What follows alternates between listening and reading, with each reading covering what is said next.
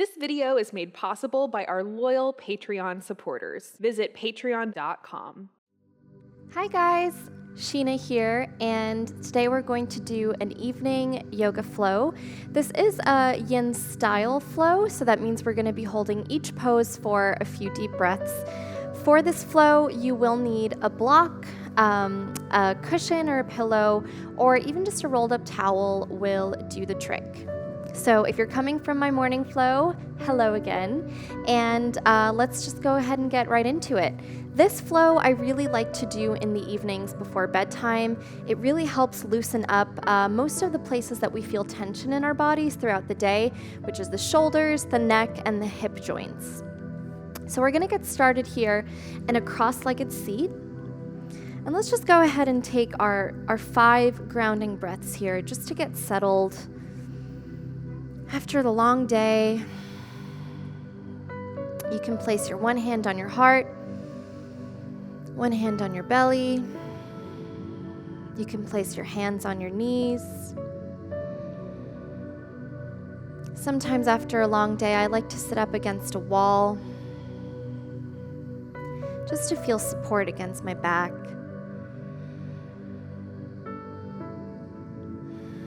I'm tapping into our Ujjayi breath here, so in through the nose and exhaling out through the nose. Let's do one more just because it feels good.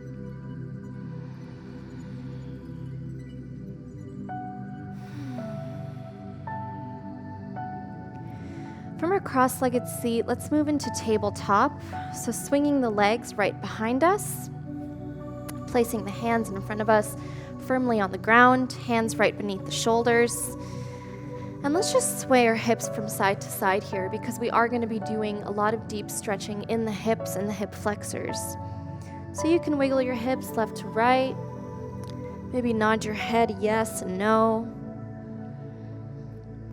Just whatever feels good here.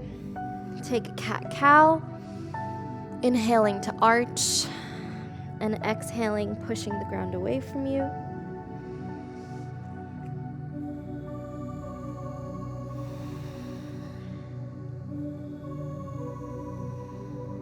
One more breath. And when you feel like you've had enough, tuck the toes and we're going to go into our down dog. So pushing the hips up to the sky. You can bend the knees here. Whatever you do, just make sure that you're pancaking your stomach to your thighs, letting the head really hang heavy, taking out all that tension from the neck, from the day. Often we hold so much tension in our neck and shoulders and we don't even realize it. Let the shoulders draw down the back.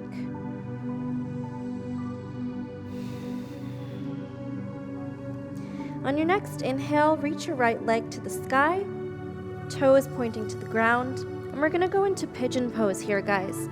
So take your knee to your right wrist, and I'm gonna show you a couple of different variations of pigeon here. Now, I tend to have pretty tight hip flexors, so what I like to do is I like to take a block and just place it underneath my right sit bone here.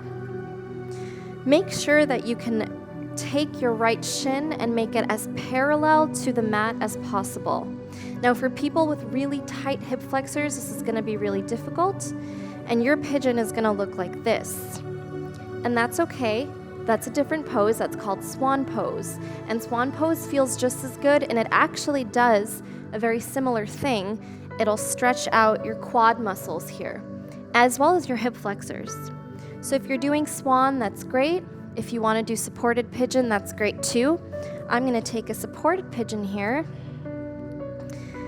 So let's inhale for length and exhale, fold over.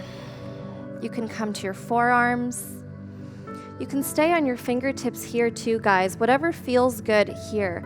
A lot of people get so wrapped up in what a pose should look like, but really what a pose should look like is whatever it feels best for you.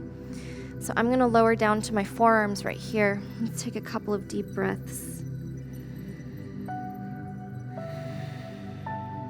Make sure that your hips are square here.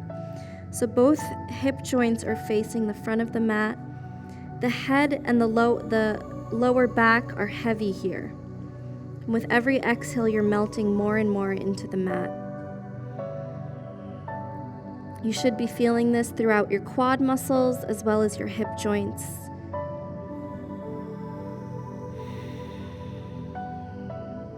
Take one more deep breath here.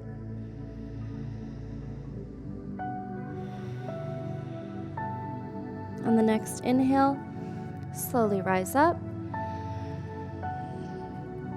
If you have a block underneath your hip, be sure to take it out. And on the next inhale, go back to three-legged dog. Maybe stretch out the right leg a little bit. And back to down dog. Let's take our pigeon on the other side. So reaching the left leg up to the sky, toes dialed toward the mat. Left knee to left wrist. And you can do your supported pigeon or your swan pose here. It's actually really common to be tighter in one hip than the other. So pigeon was actually much easier for me on the other hip. So as I inhale for length, I think I might have to stop right here today. We tend to store a lot of emotions in our hips. I actually have one student who tells me she feels violent in pigeon. So she always feels like a lot of tension. She feels anger, frustration, like she wants to cry. That means you're doing it right, guys. Yoga means union of the body and the mind. So just sit with it. Don't run away from it and breathe through it. Let's take 2 more deep breaths here.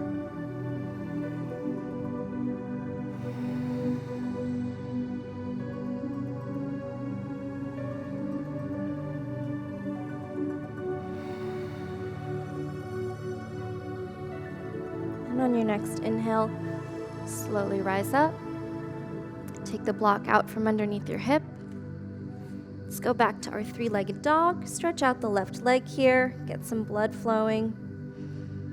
And back to down dog. From down dog, let's go to our knees again. We're going to actually do a counter stretch now. So this pose is called mermaid pose. So take swan pose with your right leg here, bringing the right foot to the right groin area. And we're going to take our left foot into our left elbow. Now, if this is as far as you can go, that's fine. But you're actually going to feel this all the way through your left quad here. And what I like to do is grab my left hand with my right. My right elbow here is right by my forehead. Now this is a great stretch for the right side body. It's also stretching the left quad, the left hip flexor. And the more you breathe into it, the more you'll find a twist. Keep the feet active here, guys. So you can flex them, but you can point them. Pointing will feel more natural in this pose. Take one more deep breath here. And slowly release the arms if you're holding the foot. Release the legs straight out behind you. Let's go ahead and do a stargazer just to balance that stretch out. So bring your right foot to your left thigh here and put your right hand by your right hip. On the inhale, we're going to reach our hips to the sky and our left arm overhead. Ah, that feels so nice after mermaid. And exhale back down. All right, let's do mermaid on the other side. So bringing the left foot to the right groin area here. Extend the right leg out behind you. Hook the right foot to the right elbow. And again, you can stay here. Another thing you can do, guys, is put a block underneath your left sit bone. That's going to make this pose much easier. Gives you height and it gives more flexibility in the back. I'm going to connect my left and right fingertips, and I'm going to face toward my left elbow.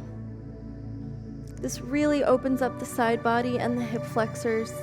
After a long day, whether you're someone who works at a desk, If you work in the service industry on your feet all day, if you're driving all day, this pose will feel amazing. Take 2 more deep breaths here.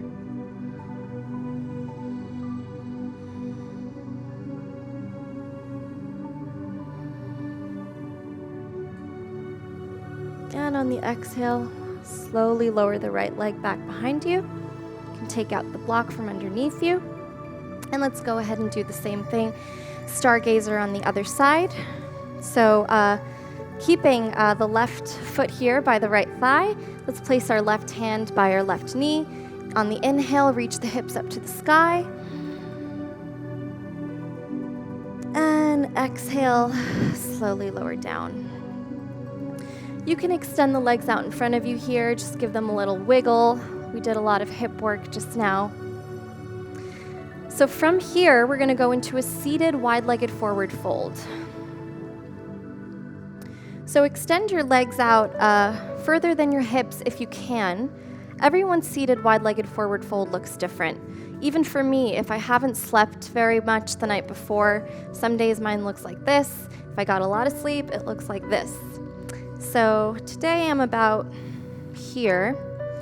And be sure in your straddle, you want to flex your feet. Flexing the feet really protects the knee joints. You don't want to lock out here. If you do lock out, you're going to feel the stretch in the wrong places. So keeping the feet flexed. Take that block or that pillow or that cushion and make sure that it's on the narrow side so that it's really tall. On the inhale, place your hands on your hips here, inhaling for length.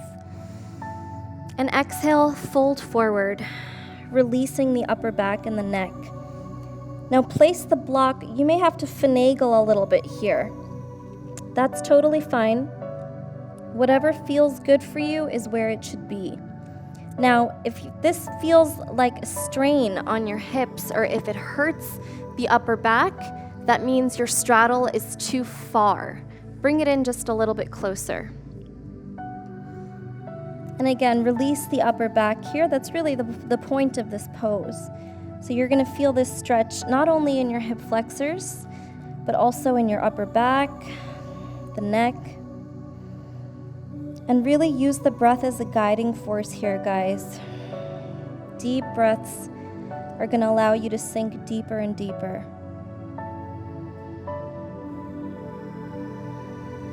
Take one more deep breath here.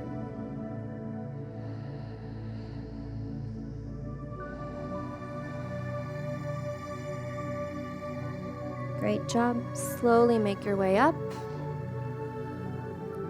From our seated wide-legged forward fold, you can shake out the legs a little bit, and we're gonna do our counter stretch, butterfly. So butterfly is one of my favorites, and you guys might remember this pose maybe from like middle school gym class. They used to love to do this one in phys ed, I remember. So butterfly is just taking the soles of your feet and together right here. We're going to extend the hips or the knees out in opposite directions. We're going to inhale for length here. And on the exhale, similar to our seated wide-legged forward fold, we're just going to fold over. Now this is a really great one to see where you're coming in your flexibility. A lot of people, when they first start butterfly, maybe they end up here, maybe they end up here. Just a few months ago, I was here, and now I'm here. And the reason I love doing butterfly every evening is because every few weeks I notice myself getting closer and closer to the ground. So if gaining flexibility is a goal for you, this is a great stretch to do. Another thing you can do here, if you don't feel comfortable just releasing right here, is taking the block, again, keeping it on the high side, and just resting your forehead.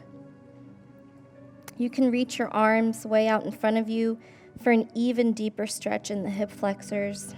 And again, just breathe.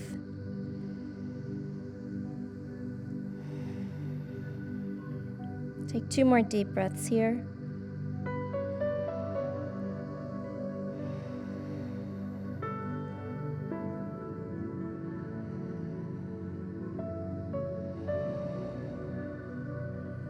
Great job, guys. Slowly lower up. Release the block. Okay, guys, so from butterfly, we're gonna do cow facing pose.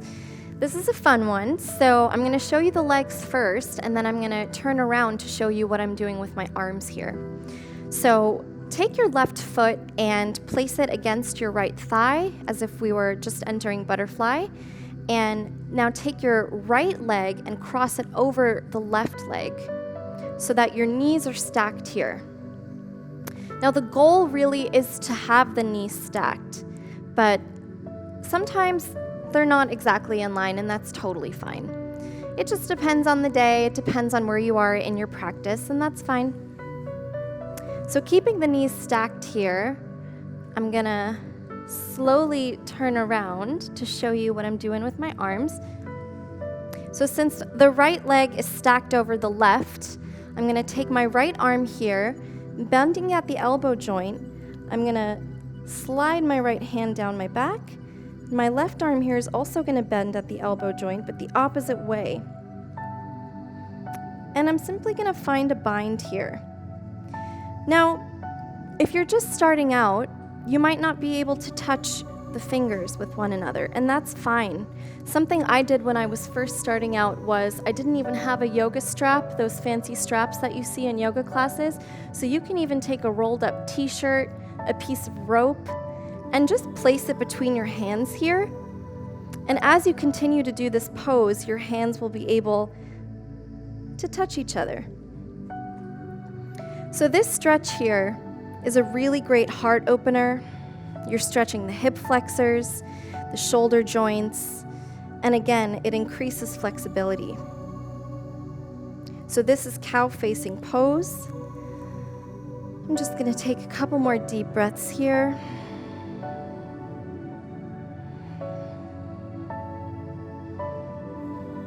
And on the next inhale, shake out the arms, just wiggle them out. So after wiggling out the arms here, I'm gonna go ahead and turn around to face you guys so we can do the other side. So taking the right foot toward the left hip and crossing the left leg over the right. Again, stacking the knees if you can.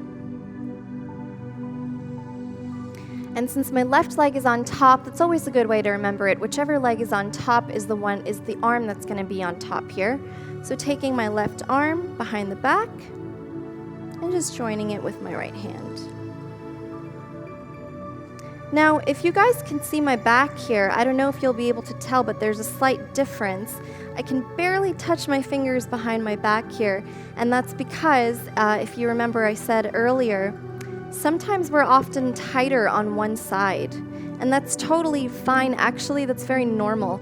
It's very rare that I do meet someone who's just equally as flexible on both sides. So wherever your hands meet here, that's totally fine. And let's take a couple of deep breaths here.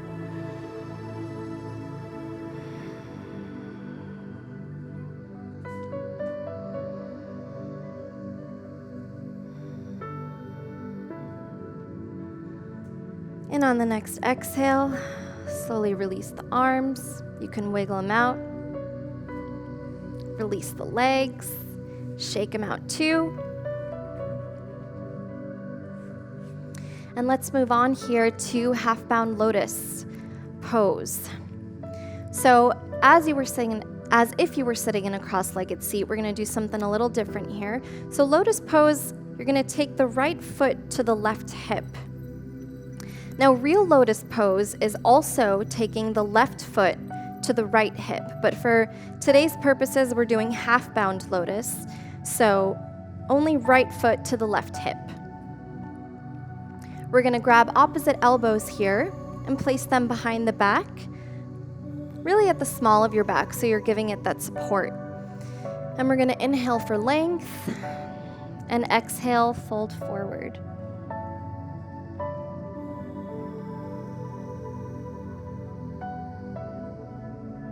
So in this pose, our shoulders are away from our ears, our head hangs heavy, And this is really a wind down pose. Actually, half bound lotus is a pose in the Ashtanga primary series, and it's one of the very final poses before Shavasana. We're rounding our back.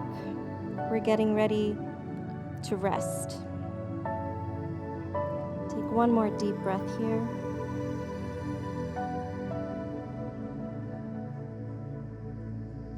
And from our half bound lotus on the right side, we're going to switch sides here. So extending the legs out in front of us, bring the right leg in as if you're sitting in a cross-legged seat, and bring the left leg on top of the right. The one thing I want to say about this pose actually is that you want to make sure your foot is resting on the muscle here, so make sure it's not really resting on the hip crease on the joint. So we're doing half bound lotus here on the left side. If you are grabbing opposite elbows, make sure you switch sides here. And inhale for length. Exhale, fold forward. And a little fun fact for you guys, this pose traditionally is only done on one side, which is the right side. At least that's how it's been done in the Ashtanga primary series for years and years. But it just feels nice to level out the hips here. Let's take one more deep breath here.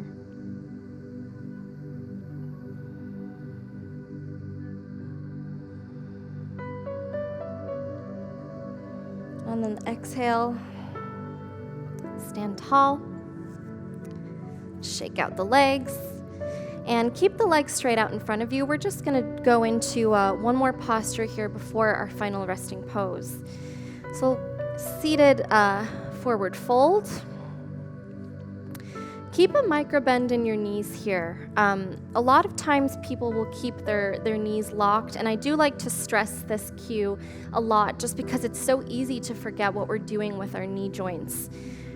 So keep the knees just ever so slightly bent here. If you need to bend them more, that's totally fine, and keep the feet flexed. We're going to inhale our arms up to the sky, and exhale, fold forward. Think about bringing the forehead to the toes rather than to the knees, right? So you don't want to go like this because you're not going to feel much of a stretch here. You want to go like this. Again, keeping those feet flexed to protect the knees. And you can rest your hands on your ankles. You can rest them on your shins. You can grab your feet by the sides here. And if you really want a deep stretch, you can grab your fingers behind your feet. So let's take one more deep breath here.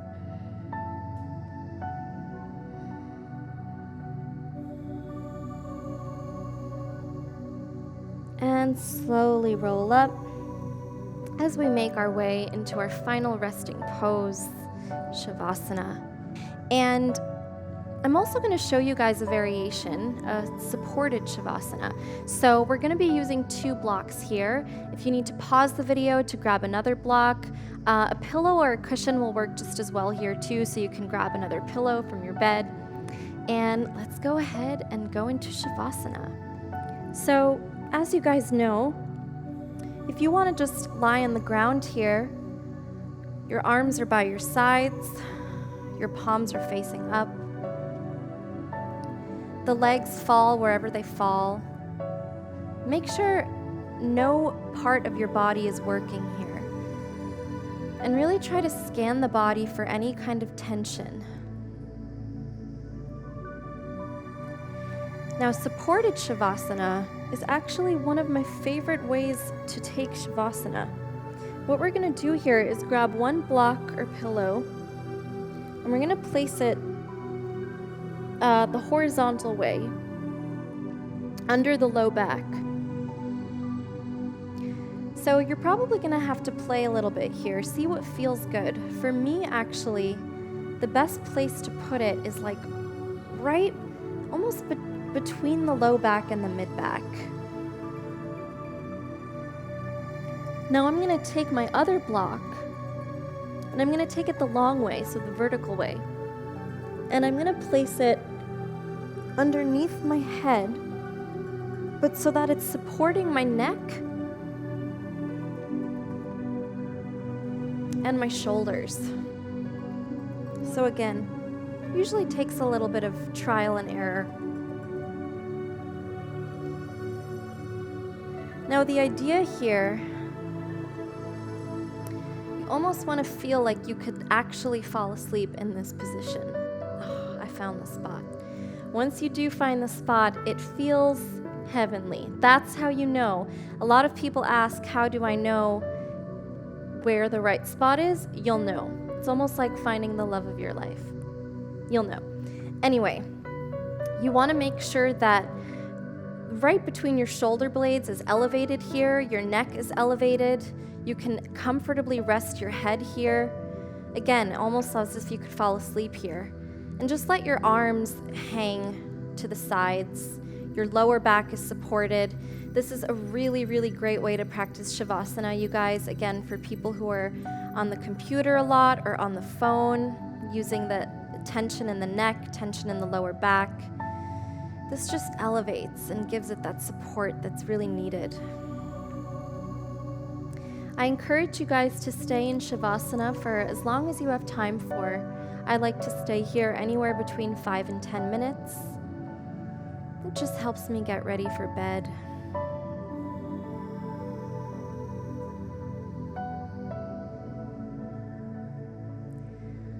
Stay here for a couple more breaths.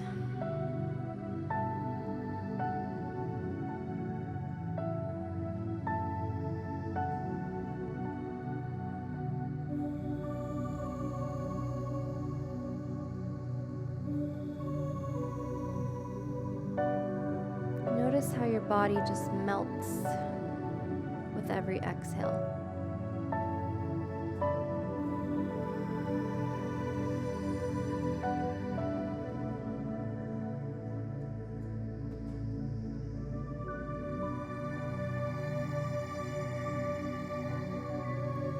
And when you're ready, just bring some slight movement back into the fingers, into the toes.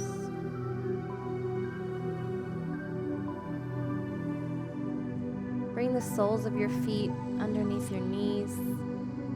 Maybe rock them side to side. Massage the lower back here.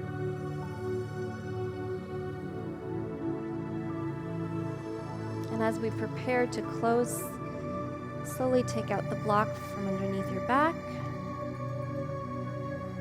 as well as your neck.